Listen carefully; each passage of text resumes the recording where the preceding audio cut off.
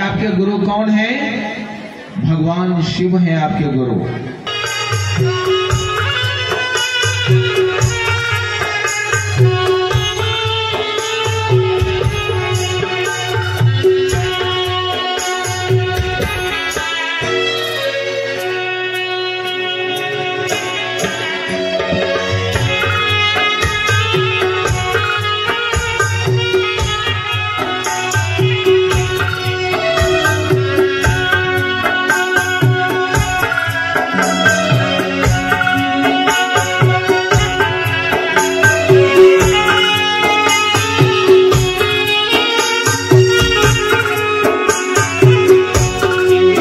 इसके बाद भी कोई यात्रा होगा क्या? उससे बड़ा भी कोई गुरु है क्या धरती में? उससे बड़ा गुरु तो कोई है नहीं। कहा गया सत्यम सत्य ही शिव है, शिव ही सुंदर है।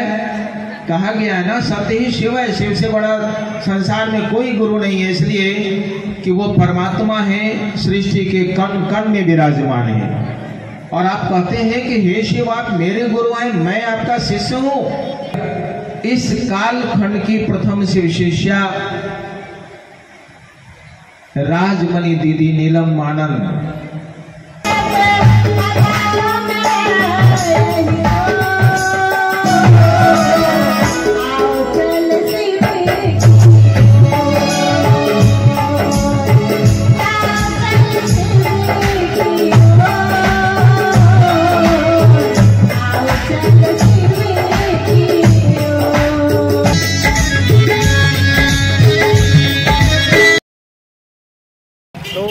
नमस्कार, प्रणाम, ओम नमः शिवाय र जय महादेव, जय महादेव, जय महादेव। म तपाईलाई देखाउन चाहन्छु यहाँ शिव सर आज नाग पञ्चमीको नीलम दिदीको जन्मदिन भएको छ। प्लिज हेर्नु होला, म तपाईलाई देखाइन गइरहेको छु, हेर्नु होला।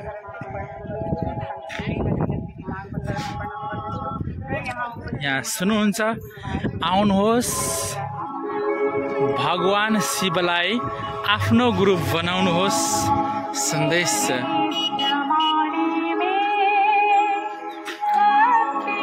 10,000 देखि माथि संख्या तपाईलाई म त्यहाँ लिएर जाँदैछु। प्लिज सब्सक्राइब छैन भने प्लिज सब्सक्राइब गर्नु होला र कमेन्टमा प्लिज जय महादेव या तपाईँ ओम लेख्नुहुन्छ, ओम उपकार लेख्नुहोस्, तर लेख्नुहोस्।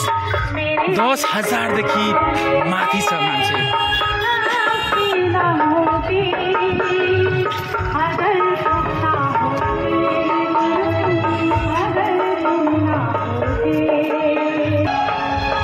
किनमेल पनि हुँदैछ।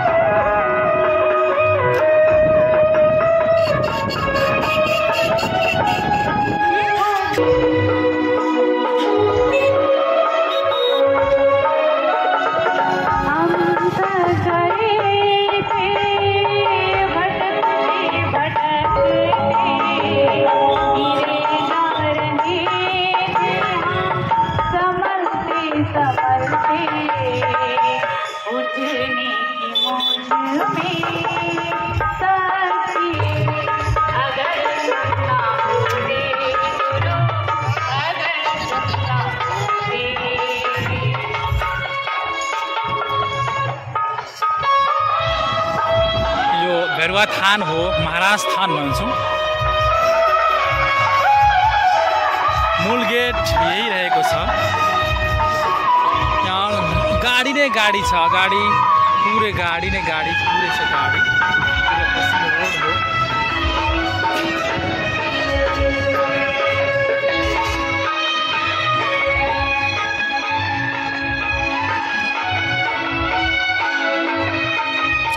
यो मूल गेट हो। नीलम दिदीमा चाहिँ हावाको कारणले ब्यानर पल्टेको छ, त्यसमा चाहिँ तपाईँ केही नभनिदिनु होला, सायद यहाँ हेर्नु होला। म भित्र तपाईँलाई लानेछु। 10,000 देखि माथि संख्या छ।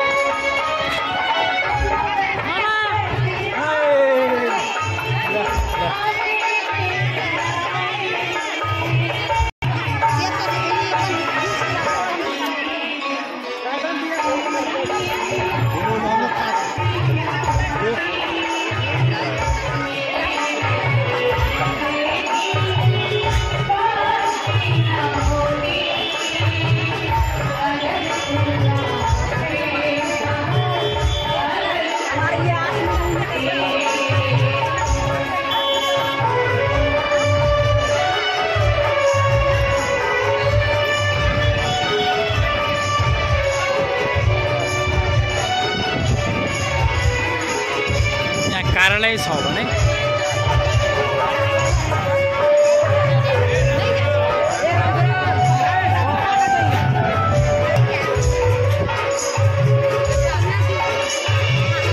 के छ यहाँ चाहिँ जन्म बनाउने यस पण्डाल भनेको उहाँको फोटो र उहाँको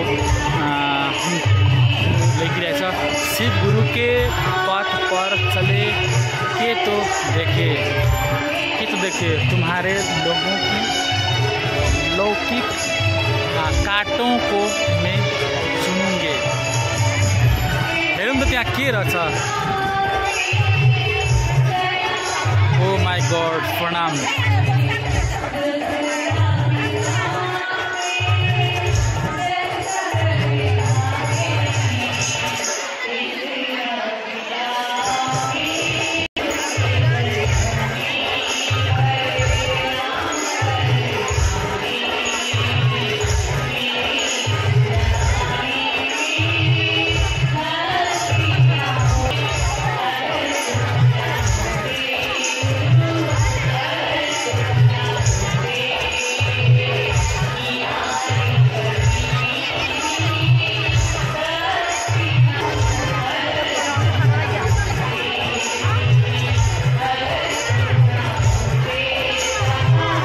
त्यस्तै हावा पनि कति मजाको शानदार र निकै आजको दिन पनि निकै राम्रो छ। आज नाग पञ्चमीको दिन तपाईहरु सबैजना नाग पूजा गर्नु सक्नुभयो होला। म तपाईलाई अझै यता देखाउन भित्र गएर देखाउन चाहन्छु। आज अहिले को आउनु भयो उपस्थितिमा भने चाहिँ ओम भाइ जी आउनु भयो होला। उहाँको मुखावटबाट हेर्नु सुन्न चाहन्छु। म चाहिँ हजारौँ यहाँ 10,000देखि माथि नै माथि छ सङ्ख्या हेर्नु।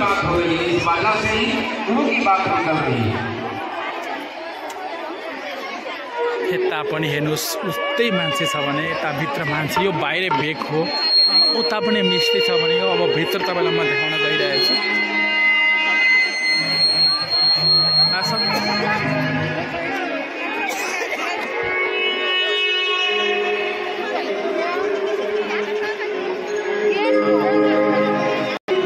हेर्नुहोस् गाइस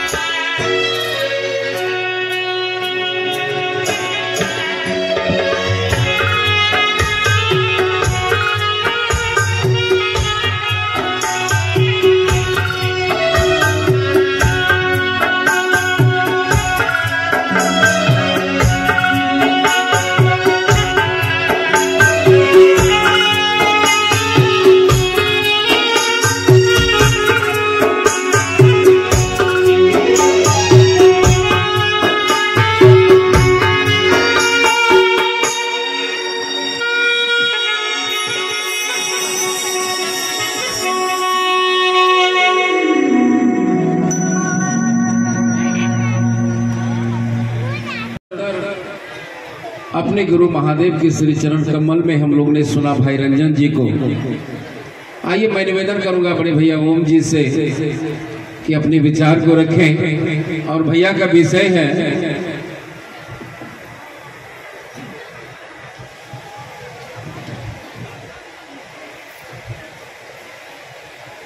इस कालखंड के प्रथम शिष्य राजमणि दीदी नीलम आनंद जी के आध्यात्मिक यात्रा पर हम लोग बातचीत करेंगे बड़े भैया ओम जी से।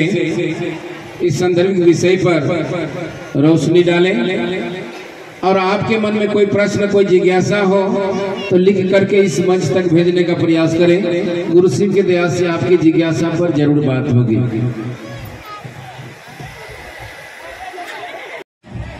आप तमाम भाई बहन से निवेदन है कि कार्यक्रम को विश्राम होने के बाद प्रसाद को ग्रहण करके ही अपने अपने घर की ओर प्रस्थान करेंगे।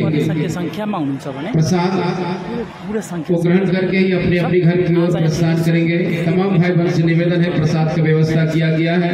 तमाम भाई बहन से निवेदन है कि प्रसाद को ग्रहण करके ही अपने अपने घर की ओर प्रस्थान करेंगे और धीरे धीरे प्रस्थान करेंगे, कोई शोरगोल ना हो। ओम भैया आइसक्नु भएको छ। ओम भैयाजीको अमृत बाणी यहाँ सुनाउन चाहन्छु म चाहिँ। तपाईँ शिव शिष्य शिव गुरु ब्रह्मको प्लिज बनाउनु होला र कौन प्लिज ओम या शिव जय महादेव भनिदिनु होला।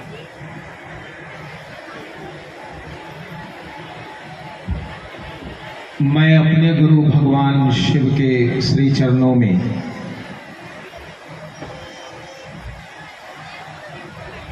दया के अगम निधि बाबा पशुपतिनाथ के श्री चरणों में कोटि कोटि नमन है। इस कालखंड के प्रथम शिव शिष्य हमारे वरण गुरु भ्राता साहब श्री हरिंद्रानंद जी एवं परम पूजनीय शक्ति स्वरूपा शिवलिंग दीदी नीलम आनंद के श्री चरणों में कोटि कोटि नमन है।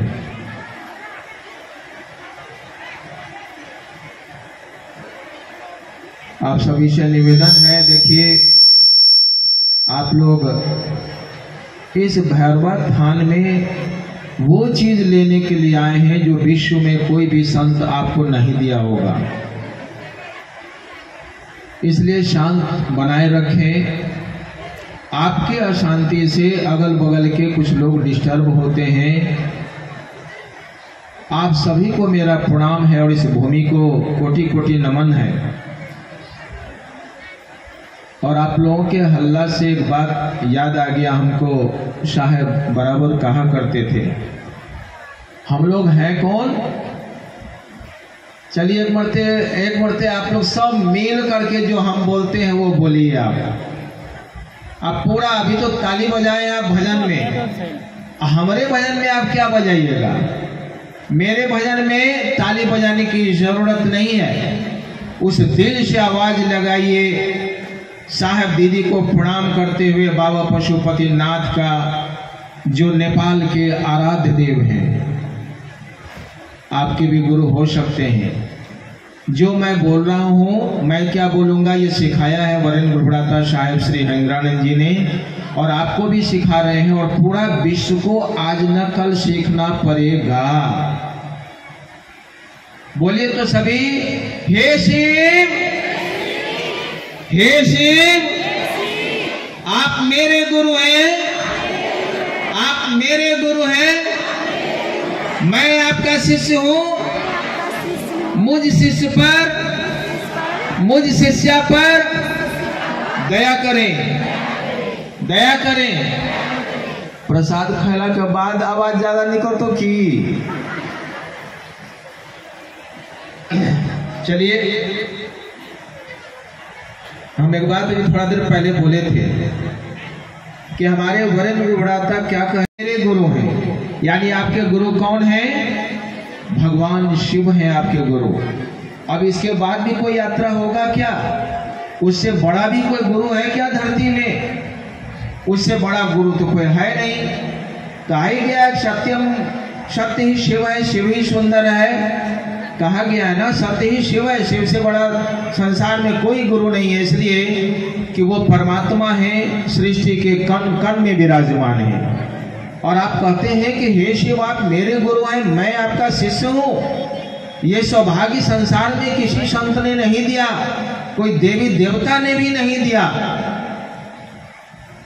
एक सामान्य व्यक्ति जो बिहार सरकार में पथ निर्माण के विभाग के आपके सचिव के पद पर कार्यरत होकर रिटायर हुए थे बिहार में, झारखंड में, और उनकी ये आवाज कितना बुलंद है, उनकी आवाज की यात्रा में कितना ज्यादा आलोक है, आप समझ सकते हैं। क्या चीज के लिए? कि शिव मेरे गुरु हैं। ये आज तक ये शोर, ये जो आवाज है संसार के ब्रह्मांड में किसी ने नहीं लगाया था।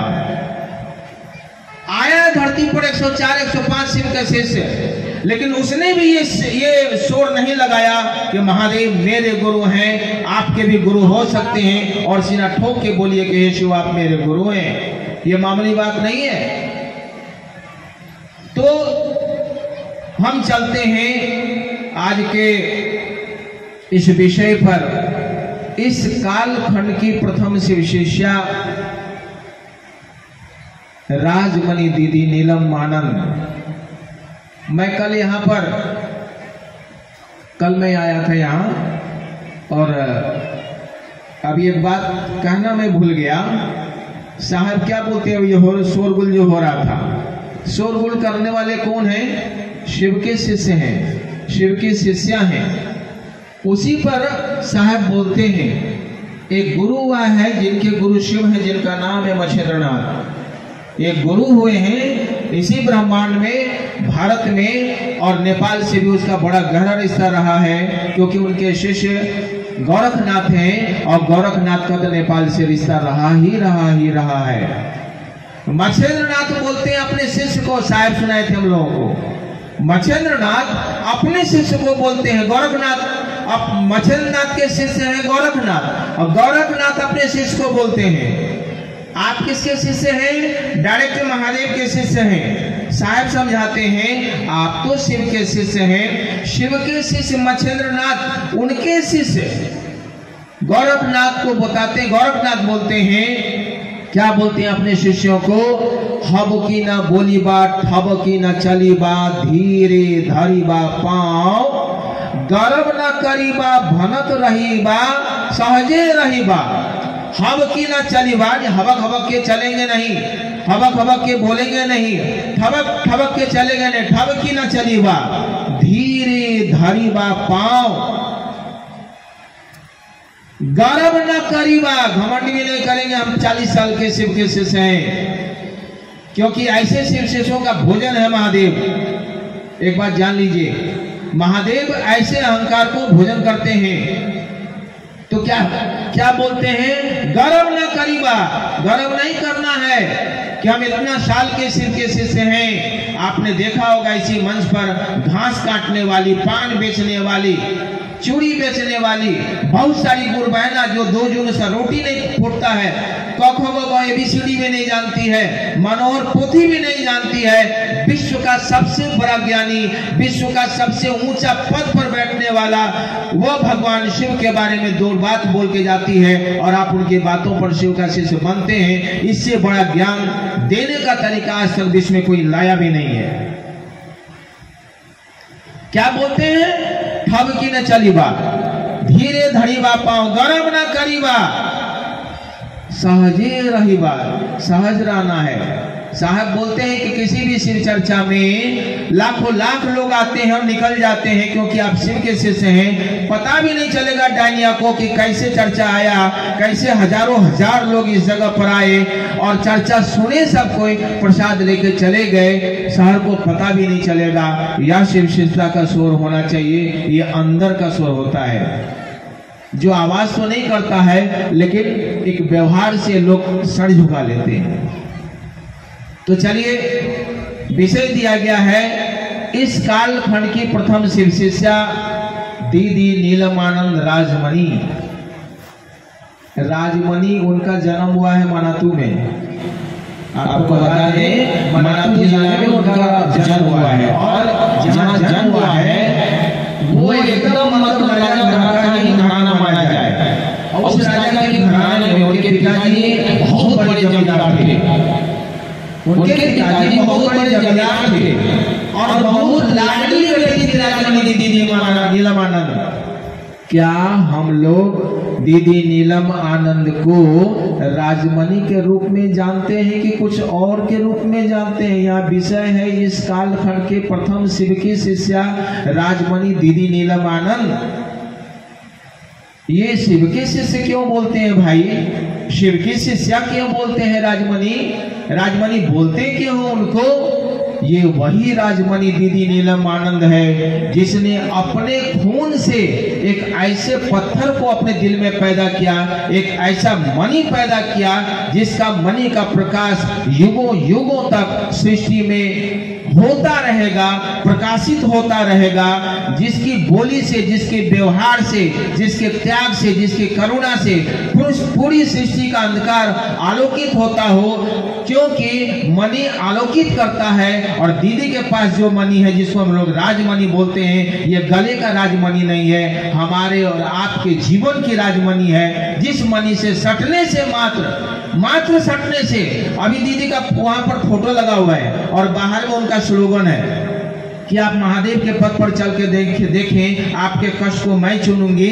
यानी उनके गले में जो हार है उस हार से हमको मतलब नहीं है। शिव शिष्यता का हार, 3 सूत्र का जो हार हमारे और आपके गले में जो डाली है वो ऐसा मणि डाली है जिस मणि से आप तो प्रकाशित होंगे ही। दीदी नीलम आनंद के आशीर्वाद से पूरे संसार प्रकाशित हो सकता है। ऐसी राजमणि को हम सबों को युगों युगों तक हर श्वास में नमन करना चाहिए।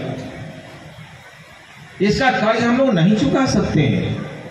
माँ के बारे में बोला गया है, अनविल आखर बहुत लोगों के पास में है, आप लोगों ने पढ़ा होगा, पहला दूसरा या तीसरा ही पेज में है। माता के बारे में बोला जाता है, नास्ति मात्र समागति, नास्ति मात्र समा छाया, नास्ति मात्र समागति, नास्ति मात्र समंत्राणं, नास्ति मात्र समाप्रिया। इसका अर्थ समझते हैं? आज हम लोग दीदी माँ के जन्मदिन पर आए हैं। गुरु की बात करने के साथ साथ उनकी बात नहीं होगी। बहुत सारी गुरु बहना यहाँ आकर के उनके बहुत सारा कहानी को उन्होंने सुनाया। सोचिए तो कितना खुशनसीब है हम लोग कि उस राजमणि के बारे में कुछ बोल पाते हैं। उस सूरज को दिया दिखाने की बात है। नास्ति मात्र समा छाया, माँ से बढ़कर के संसार में कोई छाया नहीं दे सकता है। माँ का मतलब ये होता है, कौन माँ? दीदी नीलम माँ, और आपको जो जन्म दिया है उस माँ के बारे में। नास्ति मात्र समा छाया, नास्ति मात्र समागति, यानी उससे सुंदर रास्ता कोई दे नहीं सकता है। नास्ति मात्र समंत्राणं, यानी आप कितनों गलती कर दे, माँ के आंचल में चले जाइए, आपके सारे खून को वो माफ कर देगी, क्योंकि वो करुणा की छाया रखती है। यानी आपको त्राण करने का, यानी आपको मुक्त करने का शक्ति रखती है माँ दीदी नीलम आनंद। और नास्ति मात्र क्षमा प्रिया, माँ से सुंदर प्रिय चीज संसार में कोई हो नहीं सकता। माँ नहीं रहती तो हम लोग शिव के शिष्य होते ही नहीं और युगो युगो होगा ही नहीं। इस धरती पर और खासकर इस नेपाल में एक बात का बड़ा ही अनमोल बात है, लेकिन हम लोगों ने कभी ध्यान नहीं दिया कि हम जिस जगह पर हम लोगों ने जन्म लिया, इस जगह का नाम है नेपाल, जो किसके गोद में बसा हुआ है? बाबा पशुपतिनाथ के गोद में बसा हुआ है। बाबा पशुपतिनाथ नेपाल के आराध्य देव हैं, और नेपाल के जो आराध्य देव हैं, तो ये धरती हमारे और आपके मोहब्बत से सूख क्यों गया भाई? हमारे और आपके व्यवहार से नेपाल टूट क्यों रहा है भाई? हमारे और आपके व्यवहार से ये प्रकृति से ढका हुआ नेपाल जहाँ जर्रा जर्रा राजमणि का दिल भी वास करती है, जहाँ कण कण में बाबा पशुपतिनाथ वास करते हैं, वो हमारे आराध्य देव हैं। लेकिन आराध्य देव का वो आराधना हम लोग नहीं कर पा रहे हैं जिससे इस स्वर्ग से भी सुंदर नेपाल को सुंदर बना सके। ऐसा होता क्यों भाई? कभी इस पर विचार किए हम लोग? आराध्य देव को अलग रख दिए अलग जगह, और ढेर सारे गुरुओं का भीड़ लग गया नेपाल में, और ढेर सारे देवताओं का पूजा होने लगा। थोड़ा दुर्भाग्य है नेपाल के लिए। अगर हमारे पशुपतिनाथ नेपाल के आराध्य देव मेरे अगर गुरु रहते तो ज्ञान मिलता। इस प्रकृति से, नेपाल के प्रकृति का देश बोला जाता है, नेपाल के पहाड़ों का देश बोला जाता है। ये जंगलों का देश है, पहाड़ों का देश है, और इस पहाड़ को, जंगलों को हमने बुरी तरह से काटा है, बुरी तरह से तोड़ा है अपने स्वार्थ के लिए। तो नेपाल का आराध्य देव क्यों बोलते हैं भाई मेरे? मत बोलिए नेपाल का आराध्य देव। आराध्य देव से सुंदर रहेगा आप ये बोलिए, हे शिव आप मेरे गुरु हैं, हे बाबा पशुपतिनाथ आप मेरे गुरु हैं, मेरे भटकते हुए रास्ते को थोड़ा ठीक कर दीजिए। बरन गुरुदाता साहेब श्री हरिंद्रानंद जी का ये आवाज, ये उनका रास्ता, ये राजमार्ग पर हम लोग चल पाए ताकि नेपाल सुंदर हो, सुंदर स्वर्ग से सुंदर नेपाल को सुंदर बना सके। सुंदर आदमी बनेगा यदि तो नेपाल भी बनेगा, आदमी नहीं बनेगा तो वृक्ष कटेंगे, पत्थर टूटेंगे और ये जगह भी बंजर से बदतर हो जाएगा। एक बात दिमाग में रखे चलिए, बड़ी सुंदर अवसर मिला है। अभी बहुत सारी गुरुबाना बड़ी सुंदर सुंदर बात बोल के गई है कि नेपाल में आपको अगर नेपाल को सुंदर बनाना है तो स्वर्ग से सुंदर है नेपाल। हम लोगों ने गड़बड़ किया इसको, अपने स्वार्थ के कारण पहचानिए इसको पहचानने के लिए कहीं नहीं जाना होगा।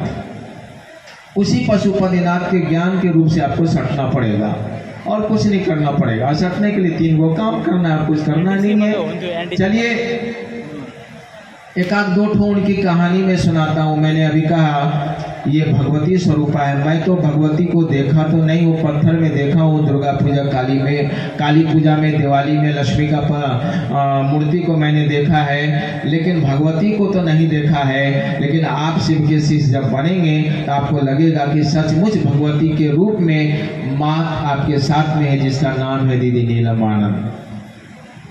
उसकी एक कहानी अभी बोल के गई है कुछ गुरु बहना, थोड़ा सा क्लियर नहीं कर पाई है। ये 1981 का वाक्य है, 1981 का वाक्य है अंग्रेजी का। अब 1981 का वाक्य है। उस समय दीपावली का आसपास समय था। दीदी को कंघी और चूड़ी का बड़ा शौक था उनको, और साड़ी का बड़ा शौक था उनको। साड़ी पहनने का, विभिन्न डिजाइन का साड़ी, चूड़ी और कंघी, इसका शौक रहा है उनको। क्योंकि मैं उनके साथ तो 9 साल रहा हूँ। उनकी सेवा में एक कहानी बहुत लंबी हो जाएगी, लेकिन वो उनको चूड़ी का बड़ा शौक था। अब डाल्टनगंज में आपका जो है साहब का जो है वहाँ ट्रांसफर हुआ था, और डाल्टनगंज में दीपावली के समय में जो है दीदी बोल रही है कि यहाँ से डाल्टनगंज जाना है। मनातू में थी वो, डाल्टनगंज जाना है चूड़ी खरीदने के लिए। साहब को फुर्सत होता ना दुर्गा पूजा, दिवाली में और छठ तक, तो वैसे भी अवसर को फुर्सत मिलता नहीं है। तब वो क्या बोलती है कि ये चूड़ी खरीदने जाना है। 2-3 दिन निकल गया, साहब नहीं गए उनके साथ में। इतने में क्या देखती है वो, अब समय जो रहा होगा, एक चूड़ी हारिन अपने टोकरी में, माथे में टोकरी लेकर के एक चूड़ी हारिन प्रवेश किया उसके घर में। गेट से भीतर घुसी वो, जैसे गेट से भीतर घुसी, ये तो ऑप्शन की बेटी थी, तो देखती है क्या, आप लोग देखे होंगे गांव देहात में चूड़ी बेचने वाले जब आती है तो रस्सी में चूड़ी को जब गुच्छा बना के रखता है। साधारण लोग से उसको खरीदता है, पैसे वाला नहीं खरीदता उसको। पैसे वालों को चाहिए डिब्बा वाला चूड़ी, महंगा चूड़ी। तो डिब्बा वाला चूड़ी जो है वो गुच्छा चूड़ी के भीतर में रखा हुआ था। चूड़ी हारिन बोलती है, माँ चूड़ी ले लो, मैया चूड़ी ले लो। पलामू का ये भाषा है कि माँ को मैया बोला जाता है। बोलती है मैया चूड़ी ले लो, मैया चूड़ी ले लो, मैया चूड़ी ले लो। दीदी बोलती है जाइए उस तरह से हाथा से बाहर निकल जाइए, हमको चूड़ी की आवश्यकता नहीं है। वो जबरदस्ती घुस गई। अब घुसे की काहे नहीं, भगवती थी वो, माँ भगवती ही चूड़ी लेके घुस गई भीतर में। बोलती है बेटा चूड़ी तो देख तो लो चूड़ी को। तो नहीं मैं नहीं देखूंगी, हमारे पास पैसे नहीं है। तो ढट से वो टोकरी को नीचे रख दी टेबल पर और चूड़ी निकालने लगी। तो देखती है क्या कि चूड़ी के नीचे में बहुत सारा डब्बा है, 50 डब्बा है चूड़ी का। अब माँ बोलती है इतना चूड़ी लाई है तुम और डब्बा वाला चूड़ी है, हम नहीं लेंगे, हम साहब आएंगे, जब मालिक आएंगे साहब आएंगे तब चूड़ी लेंगे। ना माँ मैया तुम चूड़ी ले लो, डब्बा में जितना भी चूड़ी है सब तुमको पसंद हो जाएगा। इतने में बहुत ज्यादा बोलने पर बोलती है कि मैया पैसा हम दिवाली के बाद ले लेंगे, तुम ले ले। तो समुच्चा 50 चूड़ी का डब्बा वहां रख दी वो और टोकरी उठाई सीधा, और वो जो गुच्छा वाला चूड़ी गायब हो गया। सीधे चलते बनी। अब जब चलते बनी तो दीदी माँ देखती है क्या कि भाई ये चूड़ी जो है जितना डब्बा में जितना चूड़ी है उसका जो साइज है, दीदी का जो चूड़ी पहनने का साइज है, जैसे हम लोग बोलते हैं 5, 6, 7, 8 का जो साइज होता है, समूचा चूड़ी दीदी के हाथ के कलाई का ही साइज का था। सोचिए 50 डब्बा, सोचिए तो कितना बड़ी बात है।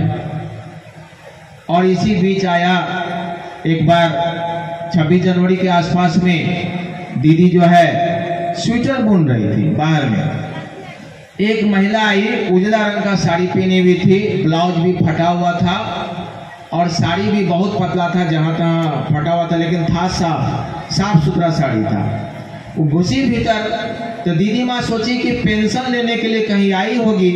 तो वो महिला भाप गई, बोली बेटा हम पेंशन लेने के लिए नहीं आए हैं, पेंशन का मेरा उम्र नहीं है, हम ऐसे आ गए थे देवघर, और देवघर से हम आए हैं और बच्चे के लिए थोड़ा सोचे प्रसाद दे देंगे, वीडियो साहब का घर है में थे, अभी आ गए तुम लोगों को प्रसाद देने के लिए। देखिए वो बैठ गई। दीदी बोलती है कल इस जो हम जो बुन रहे हैं ना, इसको हम स्वेटर से जो बुन रहे हैं, तो इसमें मैजिक ब्लाउज जो है, ये ब्लाउज जो बना रहे हैं ना, तो मैजिक ब्लाउज है। मैजिक ब्लाउज उसको कहता है कि सब साइज में अट जाता है। तो तुरंत जो है बोलती है वो कि ये मैजिक ब्लाउज है, सब साइज में फट जाएगा, मतलब अट जाएगा, इसलिए करके हम ये ब्लाउज जो है हम बना रहे हैं अपने पहनने के लिए। तो बैठ गई वो, फिर बोलती है वो कि मैया ये मैजिक ब्लाउज है। हाँ। तो माँ बोलती है आपको भूख लगी होगी, रुकिए 2 मिनट। वो चली गई किचन में, किचन से हलवा लेकर के आई। किचन से जैसे हलवा लेकर के आई, बोली माँ आप इसको खा लीजिए। दीदी माँ दी उसको, चम्मच भी दी। चम्मच देने के बाद उस हलवा को वो महिला क्या करती है, अब चम्मच साइड में रख दी, साइड में, और उस हलवा को गोल गोल करके ऐसे गुल्ली बना के, जैसे सतुआ का गुल्ली बनाता है लोग, गटागट ऐसे खा रही है। समझ सकते हैं सूजी का हलवा कंठ में फंसता है। आप समझ सकती हैं सब कोई कि सत्तू भी खाइएगा वो भी कंठ में फंसेगा। गटागट गटागट गटागट गटागट वो हलवा को खा रही है और डायरेक्ट हलवा भीतर जा रहा है। तो उसका नौकर आया, बोला माँ पानी पी लीजिए। नहीं पानी नहीं पीऊंगी। फिर उसके बाद खड़ी हुई, बोले इस रूम में क्या है? तो बोले इस रूम में साहब आते हैं, एक टेबल रखा हुआ है, 3-4 को जो है मतलब कुर्सी रखा हुआ है, साहब आकर के अफसर सब आते हैं, बातचीत करते हैं। तब बोलती है माँ कि माँ आप एक बात बताइए, साहब पूजा पाठ करते हैं क्या ज़्यादा? तो हाँ करते हैं। तो तुरंत रूम को बोले हमको इस रूम को दिखा सकती हैं? तो बोला हाँ दिखा सकते हैं। तो रूम के भीतर में जैसे घुसी वो खोल दी, बोली चलिए अब भीतर दिखाते हैं। देखा कि टेबल है, एक महादेव का फोटो लगा हुआ है। तो वहाँ पर वो बोलती है जो हलवा खाई थी, तुरंत महादेव का पिक्चर देख के बोलती है। दिन के बाद जो है वो तो चली गई, तुरंत वहां से गायबे हो गई। और जो साड़ी खोली थी वहां पर वो साड़ी भी नहीं है, एक वो पोटरी है उजला रंग का पोटरी है, वो छोड़ दी वहां पर। साड़ी जो खोली थी वहां पर ब्लाउज पहनने के लिए, साड़ी पहनने के लिए, वो साड़ी भी नहीं मिला। नया साड़ी उनको दिया गया, ब्लाउज दिया गया।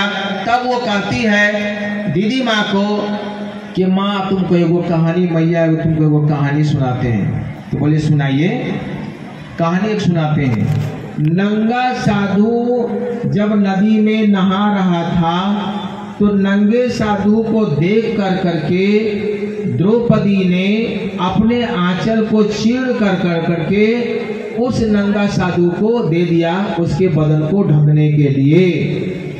तब वो साधु बोलता है द्रौपदी को, तुमने हमको नंगा करके साड़ी का दान किया, अपना आंचल का दान किया, जाओ ये साड़ी एक दिन तुम्हारा अनंत रूप लेगा। आप द्रौपदी का किस्सा जानते हैं सब कोई। भगवान कृष्ण ने उस साड़ी को जब उसका चिन्हरण हो रहा था उस समय क्या हुआ था, भगवान कृष्ण की कृपा से वो साड़ी अनंत हो गया। तब वो मैया बोलती है, वो महिला बोलती है कि जाओ बेटा, तुमने हमको ब्लाउज दिया, तुमने हमको साड़ी दिया, तुमको कभी भी कपड़े की कपड़ा कमेगा नहीं। जिस तरह से द्रौपदी का साड़ी अनंत हो गया उसी तरह से तुम्हारा कपड़ा लत्ता भी अनंत होगा। आज भी ऊपर में साहब का रूम में दीदी का अलमीरा रखा हुआ है। जब अलमीरा को खोलिएगा तो झरझर साड़ी आपको नीचे गिरेगा। इतना साड़ी है, कहाँ से आता है साड़ी, कहाँ से आता है कुछ पता नहीं है। वो भगवती के आशीर्वाद से मिला था और वो साड़ी आज भी अनंत है। बहुत सारे साड़ी को बांटने के बाद भी साड़ी घटता नहीं है, जरा सोचिए। तो ऐसी बहुत सारी घटनाएं दीदी के जीवन में घटित हुआ है। आज हम लोग आए हैं उस बात को सुनने के लिए, दीदी माँ की कहानी को भी सुनने के लिए, दीदी माँ के बलिदान को सुनने के लिए। मैंने अपनी आंखों से देखा है कि राजमणि दीदी नीलम आनंद मेरा गुरुदेव आएगा सुबह 4 बजे भोरे उठ करके अपने हाथ से बाथरूम साफ करती थी। अभी अब नारायण भैया भी बोल करके गए हैं, जब वो बीमार पड़ी थी, जब डायलिसिस में थी, अंतिम 1 से 2 दिन में जाने वाली है, 1 से 2 दिन के अंदर में जाने वाली है। कहाँ पर? दिल्ली इंदिरा गांधी आयुर्वेदिक संस्थान में। और वहाँ पर उसके बगल में बेड में एक वो महिला सोई हुई है और उसको कैंसर से वो पीड़ित थी। कैंसर से पीड़ित महिला को माँ बोलती है, दीदी माँ बोलती है कि आपने शिव को गुरु माना है। जरा सोचिए, जब इंसान मरता है, मरने के समय में अपना बैंक बैलेंस खोलता है, अपना पैसा खोलता है, अपना पुतों को खोलता है, अपना बेटी को खोलता है, अपने रिश्ते नाते खोलते हैं। लेकिन दीदी माँ का ध्यान देखिए, दीदी माँ के श्वास में गुरु बसा हुआ था। वो दीदी बोलती है बगल वाली महिला को कि आपको क्या हुआ? आपको कैंसर हो गया, एकदम लास्ट स्टेज में है। तो दीदी माँ बोलती है नमः शिवाय से अपने गुरु को प्रणाम कीजिए, गुरु से आपका कैंसर ठीक हो जाएगा। और धीरे धीरे 1 से 2 दिन के अंदर उसका कैंसर पूर्ण रूप से ठीक हुआ। उधर ठीक हुआ और दीदी का कष्ट बढ़ने लगा और भी कष्ट बढ़ने लगा। तो सोचिए, तो तब साहब आते हैं, साहब बोलते हैं कि तुम तो परसों बोली थी कि हम बहुत ठीक हो गए, फिर तुम्हारा परेशानी क्यों बढ़ गया, किसी से बात की है क्या? तब दीदी माँ बोलती है बगल वाली महिला को हमने प्रेरित किया शिव का शिष्य बनने के लिए। तब साहब बोलते हैं तुम ये क्या कर दी? तब दीदी बोलती है जब मैं आपका चिंता कर सकती हूँ, मैं बेटी का चिंता कर सकती हूँ, मैं अपने दामाद का चिंता कर सकती हूँ, या अंतिम श्वास में भी क्या महादेव का चिंता नहीं कर सकती हूँ? अपने गुरु की चिंता नहीं कर सकती हूँ? ये है इस कालखंड के प्रथम शिष्य राजमणि दीदी नीलम आनंद। ये मामूली बात नहीं है, जिन्होंने हमको आपको सौभाग्य दिया कि बाबा पशुपतिनाथ को, महादेव को अपना गुरु बनाया जाए। और अपना गुरु बनाने के लिए कुछ नहीं करना है। अभी बिमला पोदार बोल के गई है ना कि आप शिव की दया उतरती है कि नहीं, आप लोगों को प्रेरित कीजिए, लोगों से बात कीजिए, आपको पता लगेगा कि आपको कुछ नहीं आता है, लेकिन इतना जरूर आता है कि आप दूसरे को शिव का शिष्य बना सकते हैं। इतना तो जरूर आता है। आप नहीं जान रहे कि हम कैसे शिव का शिष्य बनाएंगे, बनेगा कि नहीं बनेगा ये भी नहीं जानेंगे आप, ये भी नहीं जान सकते आप। लेकिन जैसे दूसरे को समझाते हैं, समझाने के क्रम में गुरु की दया उतरती है, तब आपको एहसास होता है साहब दीदी आपके साथ में है, महादेव आपके साथ में है। उनकी दया न होगा अगर, तो कोई भी इंसान शिव को गुरु नहीं मानेगा। इतना सरल सा सूत्र उन्होंने दिया। इसमें लगता क्या भाई मेरे पहला सूत्र में हे शिव आप मेरे गुरु हैं, लोगों को समझाना है, लोगों को बोलना है दूसरा सूत्र में, और अपने गुरु को प्रणाम करना है। इसमें ना अगरबत्ती का खेला है, ना पैसे का खेला है, कुछ भी नहीं है। मैंने चर्चा होने के पहले अभी भी हमने बोला था थोड़ा थोड़ा पानी दिया जाए भाई, 1 घंटा पहले बोल रहे थे थोड़ा थोड़ा पानी दिया जाए। कल यहाँ पर बहुत जोरों से बारिश हो रही थी और वेदर रिपोर्ट हमने देखा कि आज पूरा बारिश का मौसम है। सुबह से हमने कहा गुरबैनों सब गुरबैना को बुलाए यहाँ पंडाल के भीतर में, और हमने यहाँ के गुरु भाई को बोला, जगदीश भैया को बोला, अजय भैया को बोला कि देखो कल का वेदर बहुत खराब है, अगर सुबह से पानी ज्यादा बरसना शुरू हो जाएगा तो कार्यक्रम बहुत डिस्टर्ब हो जाएगा।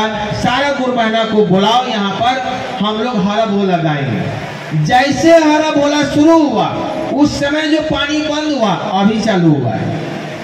जरा सोचिए, जैसे हरा बोला शुरू हुआ पूरा बारिश हो रहा है, जैसे हरा बोला शुरू हुआ सोचिए तो ना ढोलक था उस समय, ना कोई बाजा था, ना सेक्सोफोन था, कुछ भी नहीं था। हरा बोला गुरबैना सब गा रही है, यही सोच के गा रही कि आज का कार्यक्रम सफल हो। क्यों नहीं सुनेगा? शिव का शिष्य अगर पुकारेगा तो दीदी माँ नहीं सुनेगी, साहब नहीं सुनेंगे, महादेव नहीं सुनेंगे। साधारण सी भाषा में हरा बोला बोलने के बाद जैसे हरा बोला शुरू हुआ बारिश बंद हुई, और अभी मैं देख रहा हूँ कि धीरे धीरे बारिश हो रही है। ये है इस कालखंड की प्रथम शिव की शिष्या, जो आपके दिल में, आपके मन में शिव शिष्टा का चिराग जलाई है। इसको बुझने नहीं देना है, पूरे संसार को शिव का शिष्य बनाना है। इसके लिए बड़ा सरल सा सूत्र है, 3 सूत्र है। दया मांगना है, गुरु की बात करना है, गुरु को नमन करना है। कैसे मांगना है? हे शिव आप मेरे गुरु हैं, मेरे, ये शब्द नहीं है। आपका बच्चा अगर 4 बजे स्कूल से नहीं लौटेगा, 8 बजे लौटेगा तो आप खाना पीना छोड़ दीजिएगा, क्योंकि बच्चा आपका अपना है। बहुत सारा चप्पल जूता आपने छोड़ा होगा वहां पर, और इस भीड़ में भी अपना चप्पल को पहचान दिलाइएगा, काहे कि वो चप्पल आपका है। लेकिन क्या शिव आपके हैं? आप बोल सकते हैं क्या?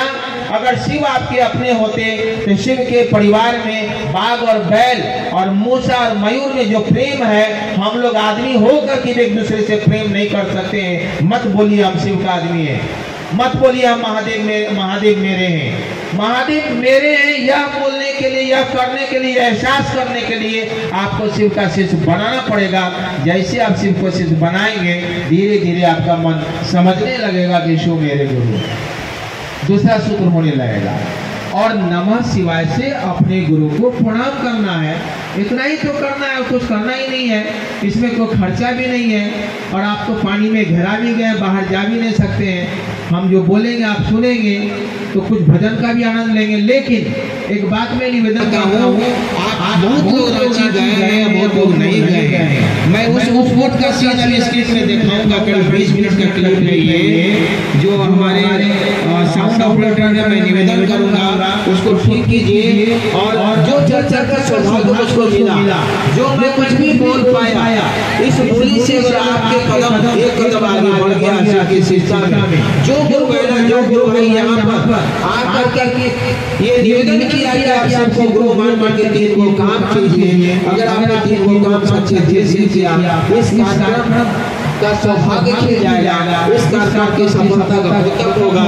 इस बात को ध्यान में रखिए। जो मैं सीन दिखाऊंगा ये रांची का सीन है, जहाँ पर साहब रहते थे, जिस रूम में रहते थे, वहाँ का पूरा चित्र आपको दिखाया जाएगा। बड़े ध्यान से सुनिए, तब आप प्रसाद ग्रहण करके लाइन से प्रसाद लेना है। लाइन को तोड़िएगा मत। मैंने शुरू में ही बोला था आपको, शिव शिष्टा का परिचय देते हुए प्रसाद को ग्रहण करके लेके जाना है। आप बहुत सारी गुरबाना ऊपर नहीं गई है, यहाँ अगर देखेंगे तो आंख मूंद करके आप एहसास कीजिए, और आंख खोल के इस पिक्चर को देखिए, एहसास कीजिए कि आप साहब के पास बैठे हैं, दीदी के पास बैठे हैं। ये गुरु की दया से होगी और जरूर होगी। इसका भी आपको लाभ मिलेगा, थोड़ी देर में आप जरूर लीजिए। आप सभी के श्री चरणों में मेरा प्रणाम। जरा सोचिए तो, ये गंगा के तरह पवित्र है रुद्र आक्ष। मतलब रुद्र के आंसू से बना हुआ है, जिसके बारे में भगवती बोलती है महादेव से कि क्या रुद्राक्ष पहन कर करके कोई इसका नियम भी है, महादेव जरा बताइए।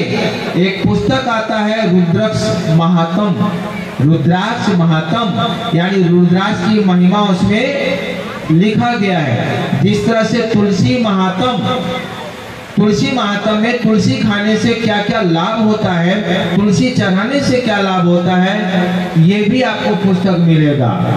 तो पंडित सब बोल दिया रुद्राक्ष पहन कर करके आप मांस मछली नहीं खा सकते हैं। शिव पुराण उल्टाइए, शिव पुराण में लिखा हुआ है 5 मुखी रुद्राक्ष। अगर आप शिव के भक्त हैं, शिव के शिष्य हैं, तो 5 मुखी रुद्राक्ष आप कोई भी जाति के कुछ भी खाते हैं आप धारण कर सकते हैं। शिव पुराण का जो किताब है हिंदुओं का पवित्र ग्रंथ है, आप एक बार पढ़ लीजिएगा। भगवती बोलती है महादेव से रुद्राक्ष पहन करके कुछ है नियम, तो महादेव बोलते हैं मलेच्छेद वापी चंडालो वा सर्पपात के रुद्राक्ष धारिस्तु सरुद्रो नात्र संशया। मलेच्छेद वापी चंडालो वा सर्पपात के, मलेच्छ चंडाल भी व्यक्ति अगर रुद्राक्ष पहनता है, मेरे रुद्राक्ष को पहनता है, मेरे आंसू से बने रुद्राक्ष को पहनता है, तो भक्ष भाषण का दोष उसको नहीं लगता है। मांस खाए या कुछ भी खाए, मलेच्छ हो वो आदमी को काट करके खाता है, तब भी अगर रुद्राक्ष पहनता है तो उसको पाप नहीं लगेगा, बल्कि रुद्राक्ष पहनने से मन को पवित्र करने में सहायता देता है। विज्ञान भी कहता है रुद्राक्ष के बारे में कि रुद्राक्ष पहनने से प्रेशर कंट्रोल होता है, नियंत्रण होता है। आप पहन लीजिए, आज जहाँ गुरु बहना गुरु भाई सब ढेरी है वहाँ घुस जाइए।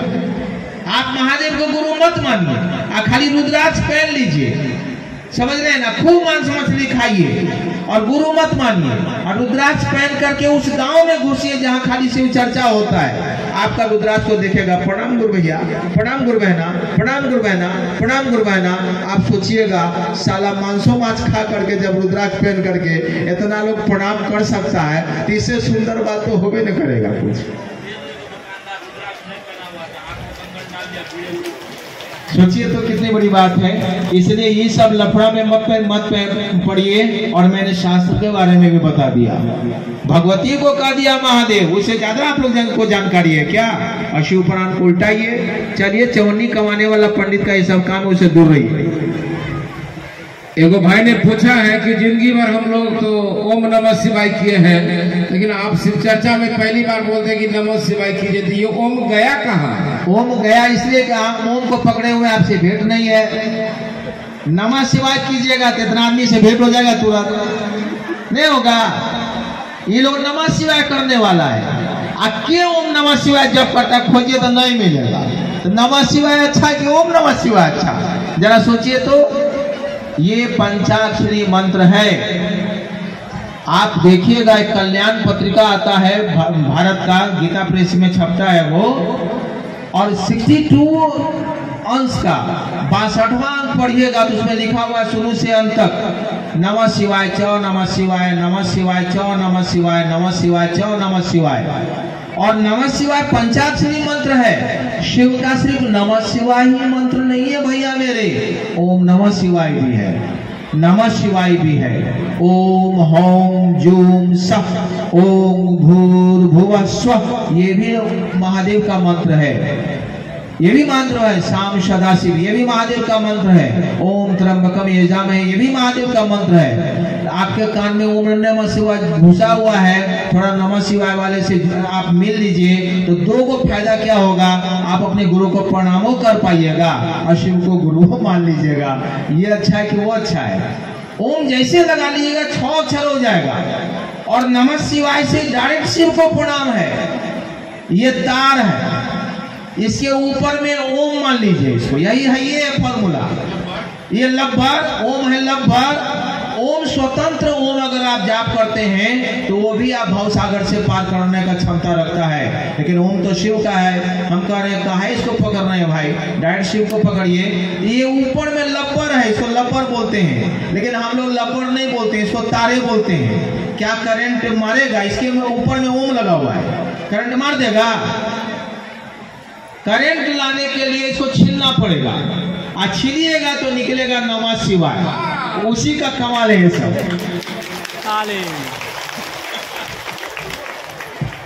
एगो बहन ने पूछा है कि साप्ताहिक चर्चा में जो हम लोग गांव घर में चर्चा करते हैं उसमें फोटो प्रसादी खड़े रहिए, इसके बाहर यदि कुछ भी करते हैं तो उसका रिक्शा आपको लेना पड़ेगा।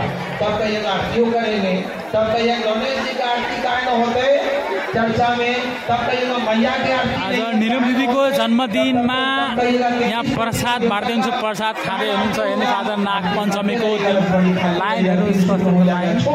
अब महादेव हो जाएगा छूट, साधु हो जाएगा छूट, दीदी हो जाएगा छूट, सब लेते रहेंगे।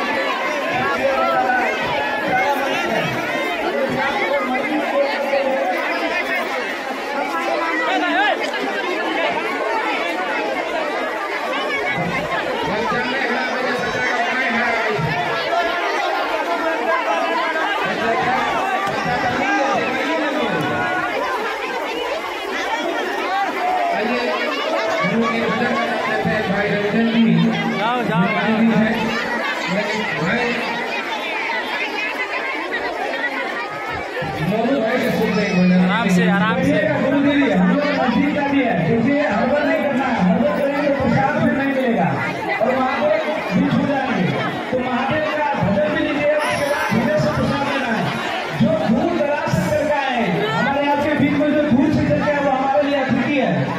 ठीक है अच्छी तरीके से प्रसाद लेने देंगे, क्योंकि उनको विराटनगर जाना है, झापा जाना है और भी जाना है, तो वो बाहर से जो हमारे अतिथि के रूप में उनको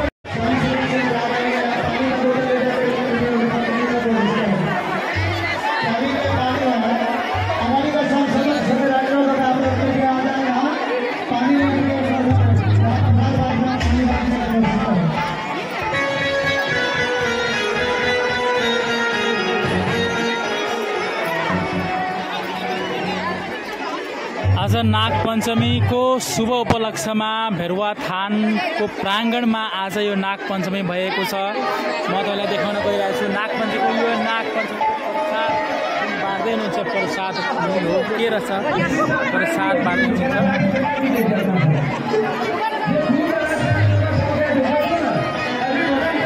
सबैजनाले प्रसाद लिएर आउँदै हुनुहुन्छ। प्रसाद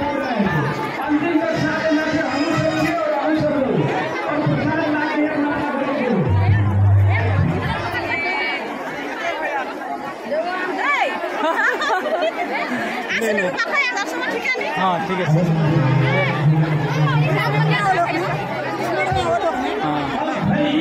इधर छोड़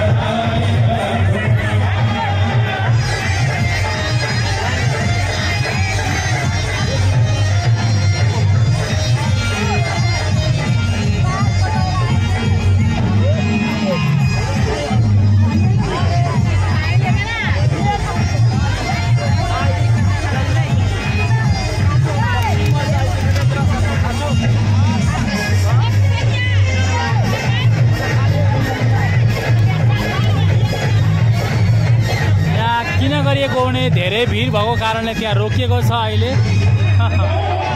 रोकिएको छ अहिले।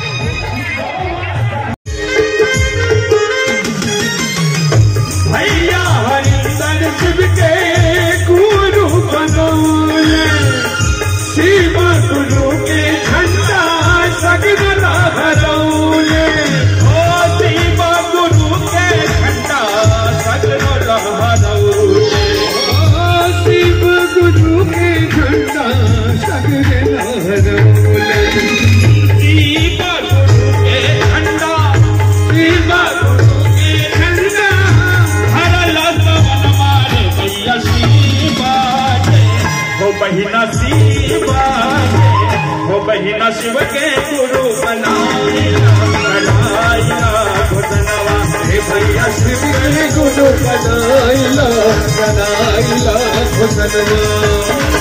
भैया हरिद्रानंद के लीला वयानंद के, भैया हरिद्रानंद के लीला वयानंद के, यह बात कहनवा रे भैया शिवा के, हे बहिना शिवा के, हे भैया शिव के गुरु बनाइला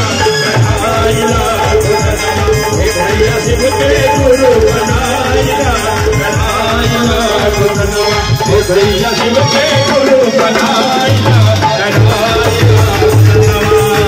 शिव के गुरु बनाइला